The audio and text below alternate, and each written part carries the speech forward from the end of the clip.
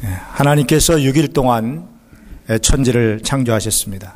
마이크 좀 잘 조정하시죠. 하나님이 이 세상의 모든 것을 창조하셨는데요, 그 모든 것을 완성품으로 창조하셨습니다. 완성품 하나만 빼놓고 다 완성품으로 지으셨어요. 자연도 만물도 식물까지도 모두 완성품으로 만들어 놓으셨습니다. 심지어는 동물들조차도 그렇게 만드셨어요. 여러분, 동물은 새끼를 낳으면 나오자마자 걷기도 하고 뛰기도 합니다. 며칠 지나면은 재구실을 하는 걸 볼 수 있습니다. 근데 인간은 미완성 상태로 세상에 나오기 때문에 아이가 태어나서 인간 구실을 하려면 적어도 20년, 30년의 세월이 걸립니다. 그렇다고 완성되는 것도 아니지요. 사람은 50년, 100년을 살아도 역시 인간은 미완성 존재인 것입니다. 죽을 때도 그렇습니다. 역시 미완성 상태로 살다가 인생을 마치게 됩니다. 그래서 파스칼은 우리 인간을 미완성의 존재, 지어져가는 존재, 이렇게 이야기를 했습니다. 이렇게 인간은 모든 면에서 불완전한 존재입니다. 그래서 인간은 늘 어떤 도움이 필요해요. 어떤 힘이 필요합니다. 어떤 도움과 힘을 받지 않고는 살아갈 수 없는 것이 인간입니다. 그 힘이 무엇일까요? 히브리서 기자는 그 힘을 하나님의 은혜라고 표현합니다. 한번 따라합시다. 하나님의 은혜. 네.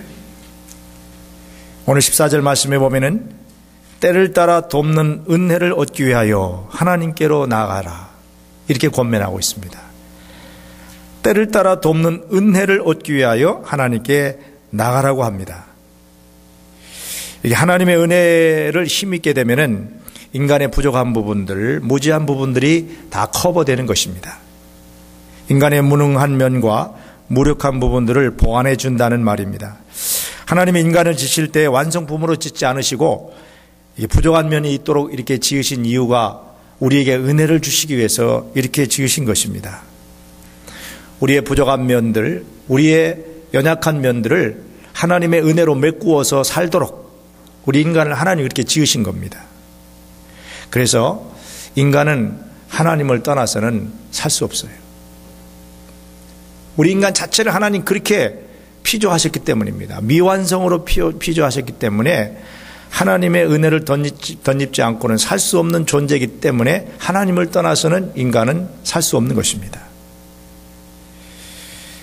인간에게 이렇게 부족한 면이 많이 있지만은 성경 전체를 보게 되면, 또 오늘 히브리서 기자가 우리에게 말씀하고 있는 이 본문 히브리서 4장 14절에 16절 말씀에 보면은 인간에게는 커다란 대표적인 세 가지의 연약함이 있다라고 말씀합니다. 그 첫째가 무엇이냐면은 인간은 죄를 짓는 존재라는 것입니다. 인간은 죄를 짓는 존재, 죄를 짓는 이 연약함과 부족함이 우리 인간에게 있습니다. 여러분, 죄 안 짓고 사는 사람 있습니까? 없어요. 이것이 우리의 고민입니다. 마음을 다져먹고 굳게 먹었는데도 또 죄를 짓는 것이 인간입니다.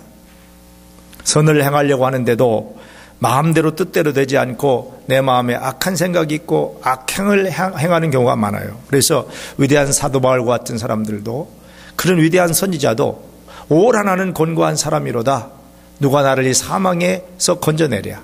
내가 마음으로는 성령의 이끌심을 따라 하나님의 뜻대로 선을 행하고 싶은데 육신의 법이 나를 이끌어서 하나님의 선을 행하지 못하도록 나를 이끌고 가는구나. 이게 사망의 줄이에요. 이곳에서 나를 건져주기를 바란다고 탄식했던 것입니다. 여러분, 내가 예수님을 믿는 그 순간, 내가 예수님을 구주로 고백하고 거듭난 그 순간부터 하나님이 나에게 퍼펙트, 완전함을 주신다면 얼마나 좋겠습니까? 죄짓지 않고 살고 악한 마음도 안 품고 살고 완전하게 해주신다면 그것만큼 좋은 게 없겠죠. 그래서 가끔은 저도 그런 생각을 해봅니다. 하나님, 내가 목사 안수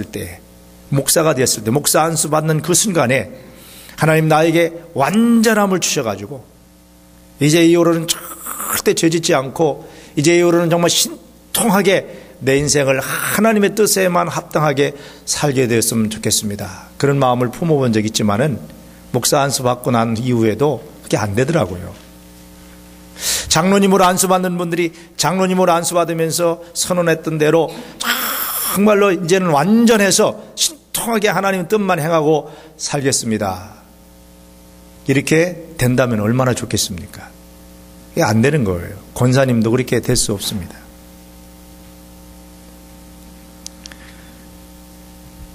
신앙생활 10년, 20년, 30년 하면은 뭐가 좀 달라질 줄 알았는데 또 돌이켜보면은 미완성 그대로 죄짓고 넘어지고 울고 탄식하고 고민하고 그렇게 살아가는 우리의 모습입니다. 여러분, 이런 고민은 우리에게만 있는 것이 아니고 성경에 보면 많은 위대한 믿음의 사람들도 그런 고민을 가지고 살았어요. 모세 같은 사람도 그런 고민이 있었고요. 바울도 그랬고요. 다윗도 그랬고 또 베드로 같은 위대한 수제자도 그런 고민이 있었습니다. 여러분, 그렇기 때문에 세상에는 완전한 인간은 없는 것입니다. 이렇게 자꾸만 넘어지고 실수하고 죄를 짓는 인간을 위해서 하나님은 완전해지는 능력을 주시면은 모든 것이 다 간단할 것인데 하나님 그렇게 하시지 않았어요. 우리를 믿는 그 순간에 완전하게 해놓으면 하나님도 고민이 없으실 텐데 완전해지게 하나님이 하시지 않았어요. 그리고 한 가지 방편을 만들어 놓으셨는데 그 방편이 뭐냐면은 오늘 14절 말씀에 나옵니다. 여러분, 히브리서 4장 14절을 한번 보시기 바랍니다.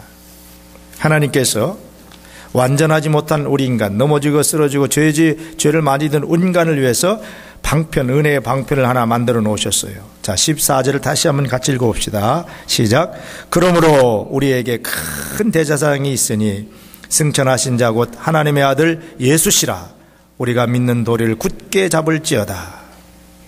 그러므로 그랬어요. 우리가 다 이렇게 고민이 있어요. 죄를 짓는 고민이 있단 말이에요.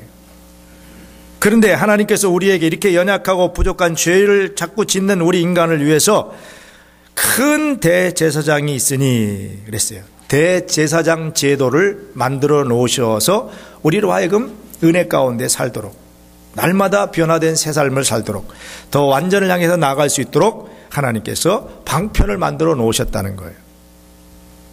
대제사장이 무엇입니까? 대제사장은 죄 지은 사람을 위해서 세워놓은 중보자의 제도입니다. 구약시대에 백성들이 1년 내내 세상에 살다가 죄를 지으면은 그 죄를 다 모아가지고 대제사장이 1년에 딱 한 번 속죄일에 지성소에 들어가서 중보합니다. 하나님 앞에 백성들이 이런 죄를 졌는데 용서해 주세요 하고 중보하면 하나님이 다 용서해 주는 것입니다. 그 역할을 누가 했느냐면 대제사장이 했던 것입니다. 이 신약시대에 와서는 바로 이 대제사장이 누구냐, 이 히브리서 기자가 우리에게 말씀하고 있는데 그분이 바로 십자가에서 죽으셨다가 부활하셔서 하나님 우편으로 올라 승천하신 바로 그 예수님이시라는 겁니다. 그 예수님이 왜 이 땅에 오셨는지를 우리가 이해하시겠죠. 우리를 위해서 중보의 이 사역을 위해서, 대제사장의 이 사역을 위해서 주님이 이 땅에 오신 것입니다. 그래서 우리에게는 큰 제사장이 있으니 곧 예수 그리스도시라 이렇게 말씀하고 있는 것입니다. 여러분, 우리가 세상을 살면서 죄를 짓지 않고 사는 것이 중요합니다. 될 수 있으면 죄를 짓지 않고 살려고 애를 쓰고 몸부림치셔야 합니다. 그런데 그보다 더 중요한 것이 있어요. 사람이 죄를 짓지 않고 살 수만 있다면 더욱더 좋은 일이지만 그렇게 하기에는 우리가 너무나도 부족한 사람들이고 좀 역부족입니다. 하나님도 우리의 이런 부분들을 너무나 다 잘 알고 계십니다. 넘어지고 죄를 짓게 될 때에 하나님은 우리 연약함을 아시기 때문에 바로 큰 대제사장이신 예수님을 중보자로 이 땅에 보내주신 거예요. 그래서 우리가 중요한 것은 바로 주님을 찾아가는 것입니다. 죄 지었을 때 그 구약의 이스라엘 백성들이